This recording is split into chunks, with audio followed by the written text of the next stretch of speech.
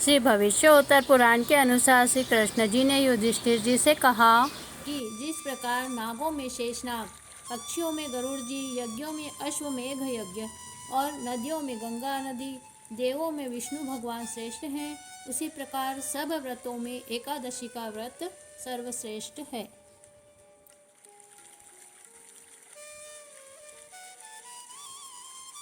जय श्री कृष्ण भाइयों और बहनों, श्रावण मास के शुक्ल पक्ष में आने वाली पुत्रदा एकादशी की मैं आपको कथा सुना रही हूँ।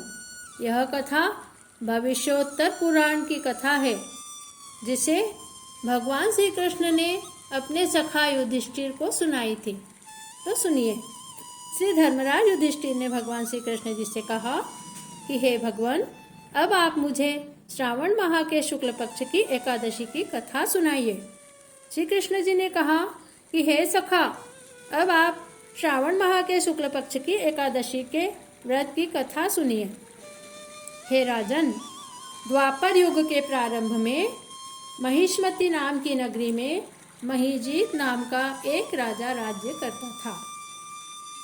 वह राजा पुत्रहीन था। निसंतान होने के कारण वह हमेशा चिंतित और दुखी रहता था।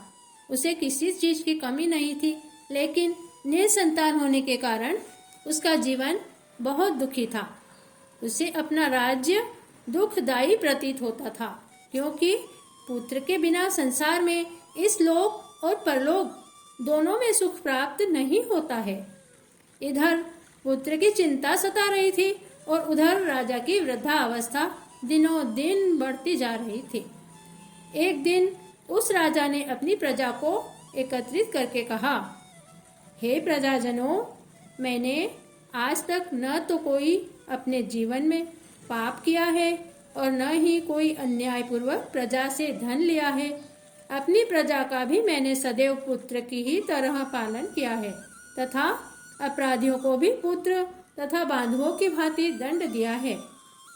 फिर क्या कारण है कि इस प्रकार धर्मयुक्त राज्य करने पर भी मैं इस समय महान दुख पा रहा हूँ?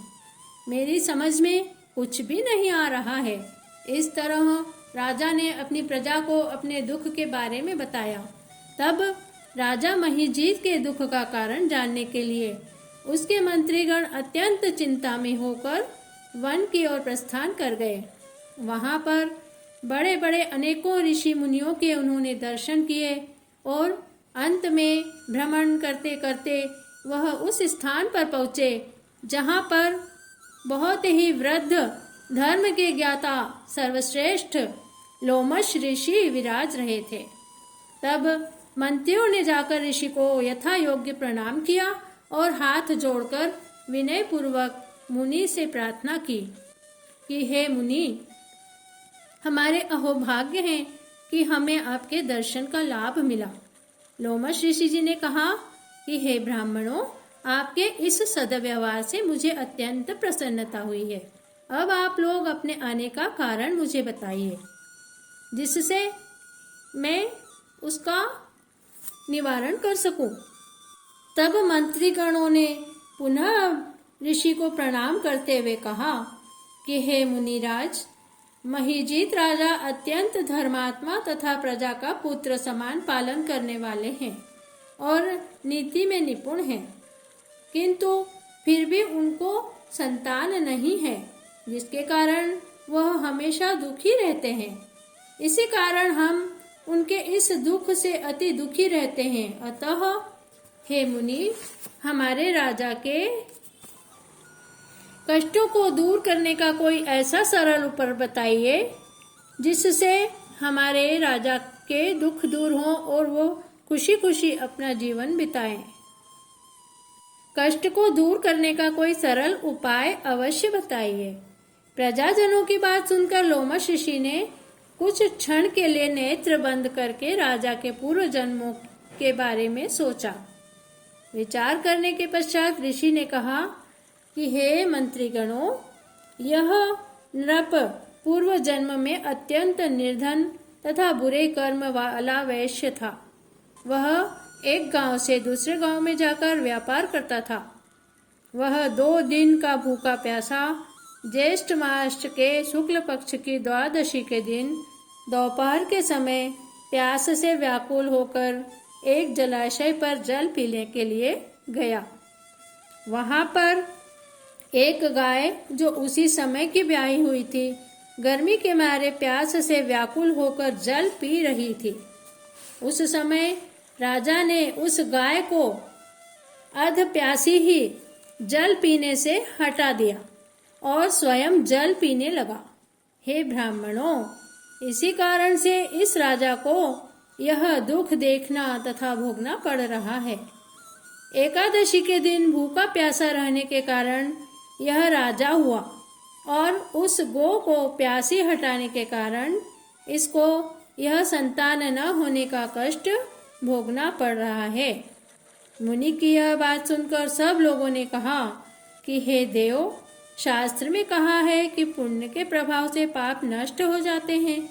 कृपा करके आप ऐसा उपाय बताइए जिसके करने से राजा के पूर्व जन्म के पाप नष्ट होकर उन्हें संतान की प्राप्ति हो।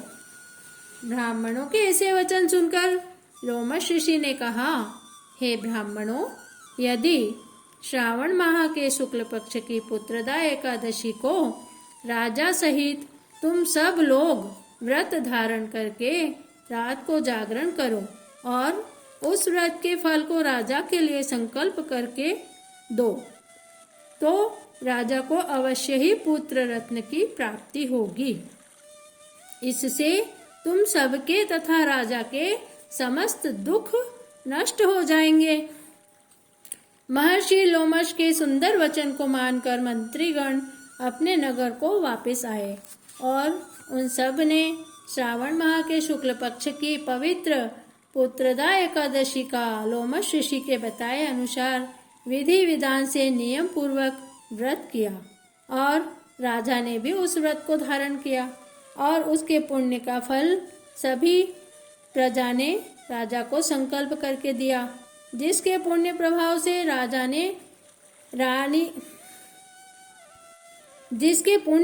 से रानी ने गर्भ धारण करके 9 महीने के पश्चात एक बहुत सुंदर पुत्र रत्न को जन्म दिया। सारे राज्य में खुशियां छा गई। राजा के यहाँ उत्सव मनने लगे। हे राजन, इसीलिए इस एकादशी का नाम पुत्रदा एकादशी हुआ। जो मनुष्य पुत्र रत्न की प्राप्ति करना चाहते हैं, उन्हें इस पुत्रदा एकादशी का व्रत धारण करके पुत्र का लाभ उठाना चाहिए। इस व्रत के प्रभाव से इस लोक में सुख और परलोक में स्वर्ग प्राप्त होता है। इस तरह जो लोग संतानहीन हैं, उन्हें पुत्रदा एकादशी का व्रत विधि विधान से नियम पूर्वक करना चाहिए, जिससे भगवान श्री हरि विष्णु सभी की मनोकामना पूर्ण करते हैं और उन्हें संतान प्रदान करते हैं। भाइयों और बहनों, प्रत्येक एकादशी पर हमारी चैनल पर एकादशी की कथा, उसके व्रत के नियम, पूजन विधि और महत्व का वर्णन किया जाता है। आप प्रत्येक एकादशी पर इसकी कथा भी सुनिए और उसका महत्व जानिए और उसकी पूजन विधि भी जानिए। श्रावण मास के शुक्ल पक्ष की पुत्रदा एकादशी के दिन 24 के फलाहार करने वालों को सिंघाड़े का प्रसाद चढ़ाना चाहिए और सिंघाड़े का ही फलाहार करना चाहिए। पुत्रदा एकादशी के दिन भगवान का जनार्दनाय नमः नाम से दिन भर जाप करना चाहिए। इस दिन व्रत करने वालों को बलबागड़ की योनि से छुटकारा मिलता है। अगर आपको हमारे वीडियो पसंद आते हैं तो आप हमारे वीडियोस को अधिक से अधिक शेयर कीजिए, सब्सक्राइब कीजिए और बेल आइकन को प्रेस कर लीजिए, जिससे हमारे सभी नए वीडियोस आप सबसे पहले देख सकें। वीडियो देखने के लिए आपका बहुत बहुत धन्यवाद। जय श्री कृष्णा।